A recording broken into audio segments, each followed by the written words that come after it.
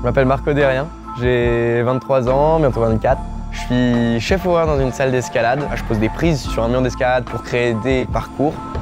Je fais de la compétition, en bloc principalement. J'aime aussi grimper en extérieur. Et je travaille également dans la communication puisque je gère différents réseaux sociaux.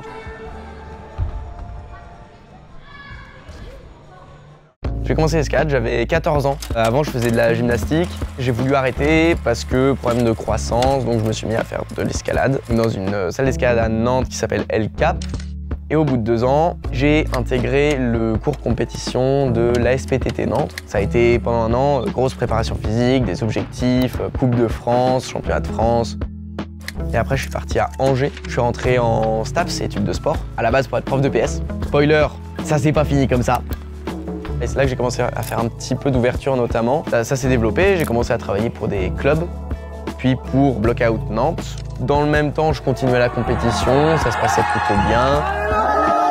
Et de fil en aiguille, je suis arrivé ici à Vertical Art Le Mans. Ça fait 3 ans maintenant. C'est génial, je vais au boulot le matin, j'ai pas l'impression de travailler. Le meilleur métier du monde, en tout cas celui qui me correspond le plus.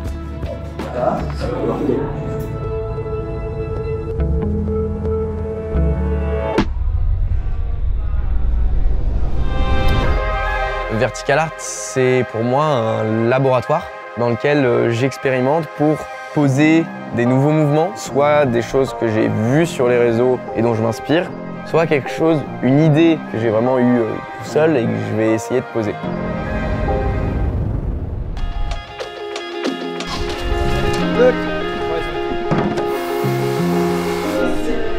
Vidange une fois par mois.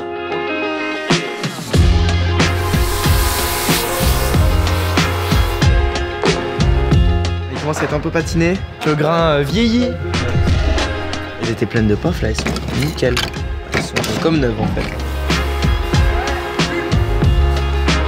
Je suis au magasin, je récupère ce qui me fait envie. C'est un laboratoire pour moi pour essayer de comprendre le mouvement escalade, les mécaniques, comment faire en sorte que ça marche. C'est pour ça que je te disais banane, banane, pinch. Talon, bam, fermer le bras, relancer. Talon sur le cache. Et comme je vais travailler un peu dans d'autres salles aussi en tant qu'indépendant, et je peux essayer de remettre les mêmes mouvements en place, mais avec un matériel complètement différent. Donc c'est assez intéressant, ça me permet de comprendre la mécanique du mouvement et ce qui fait que ça va marcher indépendamment des prises que j'ai à ma disposition. Moi, ma patte, ça va être des petits détails.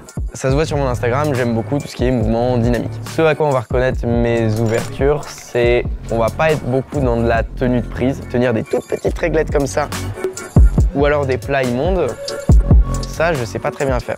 Souvent on va travailler sur des prises plutôt bonnes. Du point de vue visuel, on va être sur des patterns assez précis qui s'identifient. Tu regardes le mur et tu te dis oui, ça c'est Marco. Je vais toujours laisser un demi-centimètre d'écart entre mes prises, elles seront jamais collées. Une macro là-haut et le reste c'est très équilibré. Une prise va être associée à une autre en épousant la courbe comme ça. J'essaie de vraiment travailler le côté visuel avec la géométrie de mes prises, de mes volumes. En termes de visuel, tu vois, le bloc s'étale pas trop. T'as le complexe de départ, le complexe du milieu, le complexe de fond. Chaque ouvreur est plus ou moins sensible à l'esthétique, à son importance dans l'ouverture. Moi, j'essaie vraiment de combiner les deux. Une gestuelle intéressante avec une esthétique travaillée. Un sacré casse-tête. Il y a des fois, je passe vraiment une demi-heure à triturer et à la fin, je me dis, bon bah tant pis, je dois faire un sacrifice. Et souvent, je fais le sacrifice sur le visuel, puisque je considère que la gestuelle reste plus importante.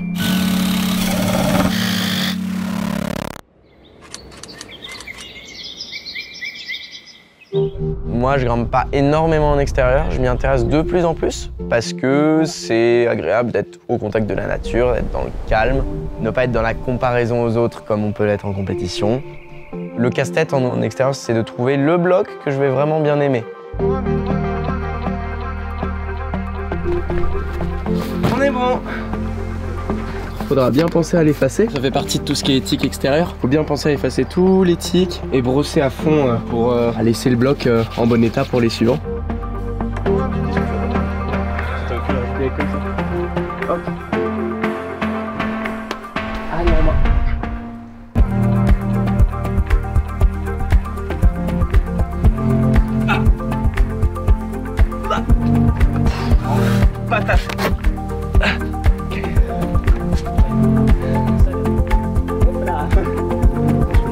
comme c'est sur cette phalange là. Allez,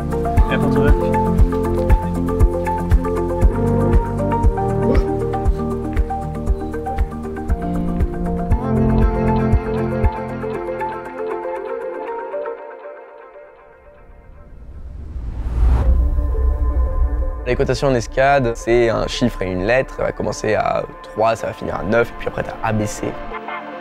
Récemment, j'ai fait un 8A qui s'appelle Mongolito. J'ai lorgné dessus pendant un moment sur Instagram, jusqu'à ce que ce soit la bonne journée, avec les conditions, les bonnes personnes. On se dit, paf, on y va. C'est typiquement le genre de move que j'adore. On a des prises qui restent plutôt franches. Gros mouvement, très loin, en croix de fer, hyper dans les épaules. Tout ce que j'aime. Et j'ai réussi à plier le bloc en 45 minutes à peu près.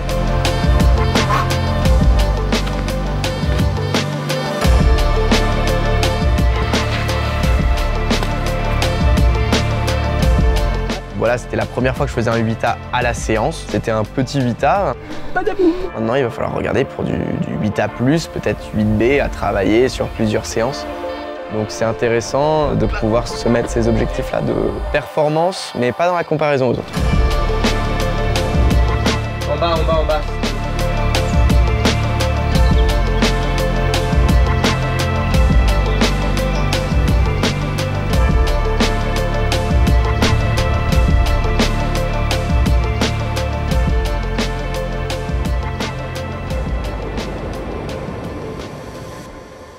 Talon droit, droite, et là la réglette. aïe aïe aïe aïe aïe. Emmenez-moi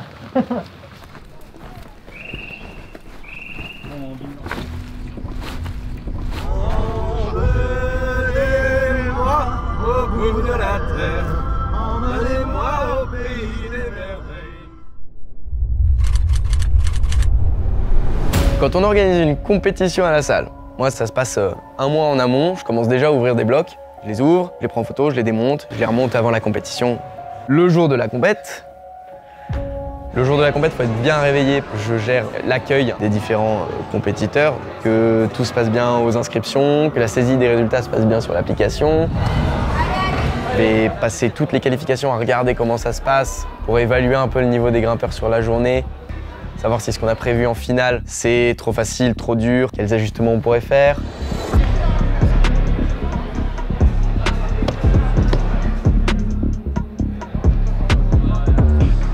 J'essaye de préserver mes athlètes. Pendant ce temps-là, je fais des stories Instagram pour le compte de la salle. Entre les qualifications et les finales, là, il faut faire beaucoup de démontage, remontage, on fait les ajustements dans les blocs. Pendant la finale, je change de casquette, prends ma caméra et je cours partout pour avoir des captations vidéo, pour faire une synthèse après. Les journées compétition à la salle, c'est assez intense, c'est beaucoup de fatigue. Mais qu'est-ce que c'est bon.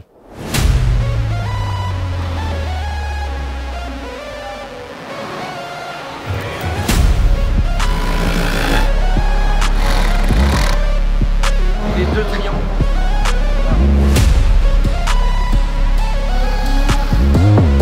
Ça va au final assez vite.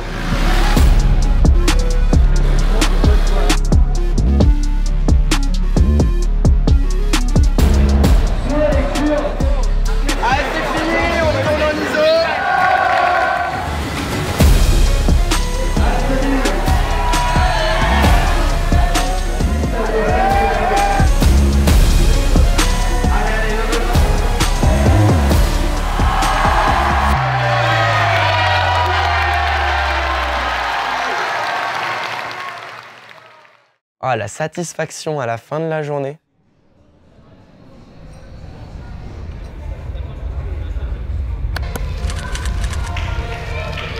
C'était vraiment pour le fun, un bloc un peu sympa, j'avais envie de le mettre en vidéo, je le mettais, voilà. J'essayais d'analyser un petit peu ce qui marchait sur les réseaux. Les gros jetés, les gros dynamiques, ça marchait bien.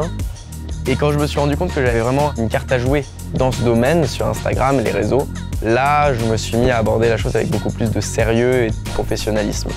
Quand je me suis mis à prendre la responsabilité de la communication de la salle, puis par la suite, quand j'ai eu des demandes pour du sponsoring, Et enfin, Super, la marque de prise dont je suis aujourd'hui le community manager. J'essaye de publier tous les jours avec des mouvements impressionnants, avec un blog assez visuel. C'est pas facile de rester dans ce sérieux et ce rythme de travail qui est vraiment quotidien. Une fois que c'est mis en place, ça va assez vite, mais il faut l'habitude, quoi. J'ai la chance d'avoir mon collègue de travail qui est bien gentil de faire le caméraman. Il fait ça très bien, il me suit, la vidéo est plus dynamique. Un bras, avec un gros ballon. Je suis sur une vidéo en ce moment, un tuto pour ouvrir un move très particulier. L'idée, c'est d'expliquer les patterns d'ouverture, encore une fois, qui permettent aux ouvreurs de créer ce mouvement. Il y a des gens qui me connaissent, moi je les connais pas, c'est pas grave, je suis ravi de les rencontrer. Les clients à la salle, ils voient qui je suis, moi pas forcément, mais je suis là et des fois je vais les accompagner un petit peu dans leur bloc, dans leur progression, je vais leur donner des conseils. Ça me fait plaisir, c'est dans ma nature.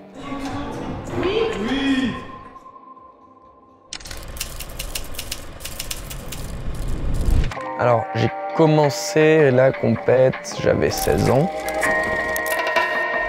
J'en fais toujours un petit peu aujourd'hui, mais on va dire que j'ai arrêté de me mettre des objectifs quand j'ai eu 23 ans. Avec le métier, les 4 journées d'ouverture par semaine et mes activités annexes. En compétition, j'ai du mal parce que je dois arriver au boulot lundi et être en forme. D'autre part, parce que je peux pas m'entraîner. C'est trop dur, ça tire trop sur le corps. Ça m'arrive toujours d'en faire, mais quand je fais de la compète aujourd'hui, c'est parce que ça me fait plaisir d'aller dans une autre salle, de revoir tous les copains des compètes, de grimper sur des blocs sympas, agréables à faire. Il n'y a plus d'objectif de performance.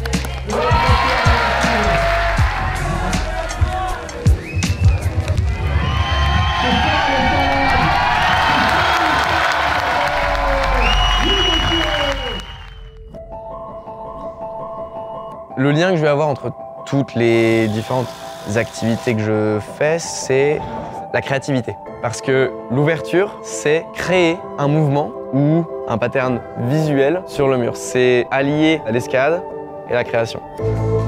La vidéo, c'est la même chose. C'est l'expression de ma créativité, de ma vision des choses. Actuellement, j'ai ma stabilité ici à Vertical Art, avec des missions externes assez variées, mais anecdotiques. On se rend bien compte de la différence? J'ai des patrons très cool, ils me mettent pas la pression parce que le travail est fait à la fin de la journée. Feedback, effectivement, comme on l'avait dit, sur qualité, difficulté. C'est un truc qu'on a mis en place un peu dès le début et la confiance s'est instaurée et aujourd'hui ça se passe très bien. Donc j'ai pas pour objectif de vivre de mon activité d'indépendant. En ouverture aujourd'hui, on peut être amené à travailler à l'international. Récemment, tu vois, j'ai fait une semaine d'ouverture à New York pour une compétition. C'est venu par les réseaux sociaux. Bientôt, je vais à Munich faire les Route Setter Games. C'est une compétition d'ouverture. Il y a ce genre d'opportunités qui se créent. L'ouverture, c'est un domaine qui est en pleine professionnalisation. Si on fait les bons choix, on a les bonnes opportunités avec des expériences très variées et très intéressantes.